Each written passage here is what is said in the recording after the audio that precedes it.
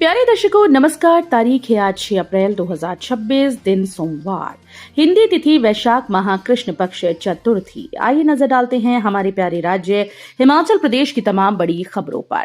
Video शुरू करने से पहले कमेंट बॉक्स में जय हिंद लिखकर हमें सपोर्ट करें। तो चलिए शुरू करते हैं। सरकार ने बदल दिया इस सबसे बड़ी योजना का नाम। प्रदेश सरकार ने बेटी है अनमोल योजना का नाम बदलकर इसे इंदिरा गांधी सुख सुरक्षा योजना का नाम दिया है। योजना के तहत गरीबी रेखा से नीचे परिवार में जन्मी बेटी के नाम पर राज्य सरकार 25,000 रुपए का इंश्योरेंस कंपनी में जमा करेगी। ये राशि बेटी के नाम पर जमा होगी और 18 साल की आयु पूरी होने पर वो उस रकम को निकाल पाएगी। बेटी है अनमोल योजना की जगह इंदिरा गांधी सुख सुरक्षा योजना हिमाचल प्रदेश में 1 अप्रैल 2026 से लागू मानी जाएगी। संबंधित विभाग की ओर से अधिसूचना जारी कर दी गई। अधिसूचना के मुताबिक हिमाचल प्रदेश में बेटियां खुशहाल हैं। राज्य में 2003 में बाल लिंग अनुपात 947 था, यानी प्रति 1000 लड़कों पर 947 बेटियां थीं और वर्ष 2024 के आंकड़ों के अनुसार यह अनुपात अब 994 हो चुका है। शिमला और मंडी में भारी ओलावृष्टि से फसलों को नुकसान, सेब के पौधों की जालियां टूटी, अभी राहत नहीं देगा मौसम।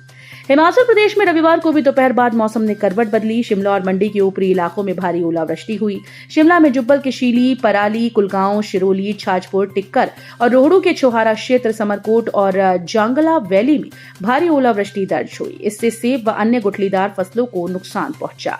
वहीं सेब के पौधों पर लगाई जालियां भी टूट गईं। ओलावृष्टि से हुए नुकसान के कारण बागवानों की परेशानियां बढ़ गईं। मंत्री चंद्र कुमार बोले, गोपाल योजना के तहत 14.68 करोड़ वितरित, बेसहारा गौवंश का संरक्षण होगा सुनिश्चित।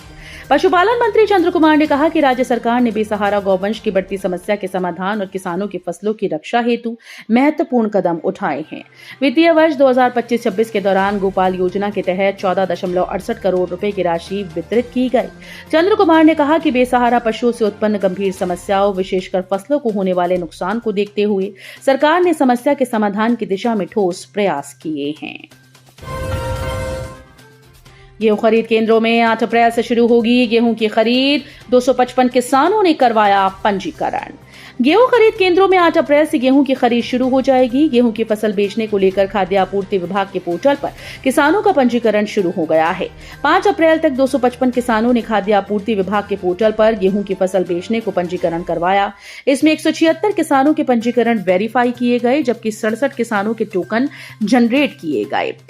प्रदेश के गेहूं खरीद केंद्रों में 8 अप्रैल से किसानों से गेहूं की खरीदी शुरू हो जाएगी। खाद्य आपूर्ति विभाग ने गेहूं खरीद के लिए तैयारियां शुरू कर दी हैं। गेहूं खरीद केंद्र में 8 अप्रैल से लेकर 15 जून तक किसानों के गेहूं की खरीदी की जाएगी। हिमाचल में अब इन कर्मचारियों को भी मिलेंगे पदोन्नति के अवसर। 1972 के बाद लिया निर्णय। हिमाचल प्रदेश पर्यटन विकास निगम के निदेशक मंडल की बैठक में कर्मचारियों के हित में कई महत्वपूर्ण निर्णय हुए। हाल ही में हुई इस बैठक में HPTDC के सफाई कर्मचारी व माली वर्ग के लिए पदोन्नति नियमों में संशोधन करते हुए उन्हें निगम में पदोन्नति के अवसर प्रदान किए गए। ये वर्ष 1972 के पश्चात निर्णय पहली बार हुआ है। ये निर्णय लिए जाने पर हिमाचल प्रदेश पर्यटन विकास निगम कर्मचारी संघ ने इसका स्वागत किया। संघ के महासचिव राजकुमार शर्मा ने कहा कि ये HPTDC के अध्यक्ष आरएस बाली की पहल से ही संभव हुआ है। करुणामूलक आधार पर नौकरी पाने वाले JOA-IT को करना होगा ये डिप्लोमा, सरकार ने जारी किए आदेश। हिमाचल प्रदेश में करुणामूलक आधार पर नौकरी पाने वाले जूनियर ऑफिस असिस्टेंट के लिए राज्य सरकार ने कड़े निर्देश जारी किए। अब इन कर्मचारियों के लिए नाइलेट से O या A लेवल का कंप्यूटर डिप्लोमा करना अनिवार्य कर दिया गया। उच्च शिक्षा विभाग ने इस संबंध में प्रदेश के सभी जिला उपनिदेशकों को तत्काल प्रभाव से आदेशों की अनुपालना सुनिश्चित करने के निर्देश दिए।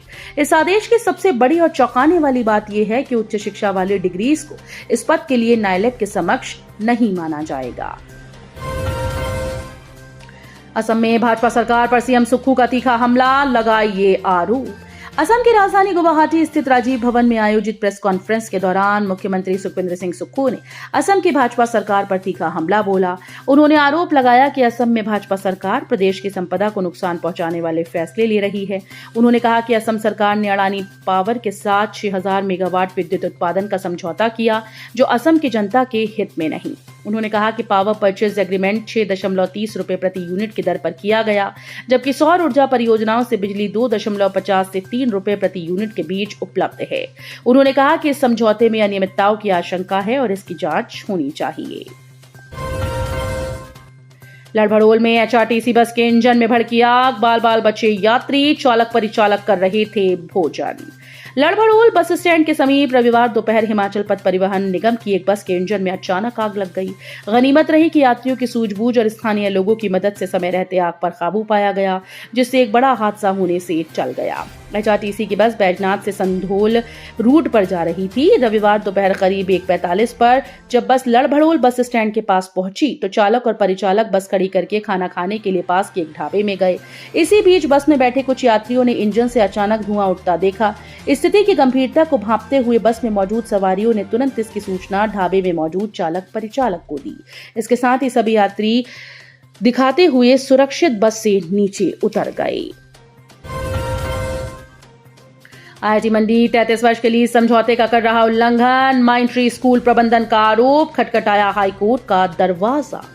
आईआईटी मंडी परिसर स्थित माइंडट्री स्कूल के प्रबंधन ने संस्थान प्रशासन के खिलाफ मोर्चा खोल दिया। प्रबंधन का आरोप है कि आईआईटी मंडी के मनमानी और तानाशाही रवैये के कारण स्कूल में पढ़ रहे 9वीं से 12वीं कक्षा के सैकड़ों छात्रों का शैक्षणिक भविष्य खतरे में पड़ गया।